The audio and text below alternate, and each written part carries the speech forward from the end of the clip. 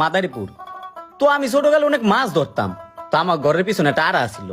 তো আড়ার ভিতরে আমি মাছ ধরতাম। আমার দাদা আবার আমার অনেক পছন্দ করতো। তো কইছে এই জমিটা আমারে দিয়ে দিব, এটার ভিতরে কেউ ভাগ জড়াইবো না। দাদাই জমিটা দিয়ে ভালোই করছে। এখন মনে করো কাজে লাগাইতে পারতাছি, ওই জমিটা বিক্রি করমু। আর ওই যে তোমার ভাবি, হ্যার কিছু স্বর্ণকন্য আছে, হ্যার মায়ের হারে দিছিল, ওটি বিক্রি করমু।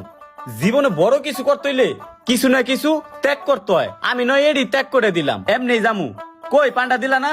আচ্ছা থাক, লাগবো না, সময় কম। আচ্ছা ঠিক আছে, থাকো, যাই না। আচ্ছা, আল্লাহ হাফেজ। সবই বুঝলাম, কিন্তু কালাবাই মূর্খ মানুষ। ইতেলি যাইতাছে, আল্লাহই জানে কোনো ঠইকা যায় কিনা। আচ্ছা যাই হোক, ভাগ্যের ব্যাপার, কি হয় আল্লাহই ভালো জানে। আল্লাহ যেন সহি সালামতে নিয়ে পৌঁছাইতে পারে। এই চাচা, চায়ের বিলটা আয়া দিতাছি। স্বপ্নের টানে দিলাম পারি।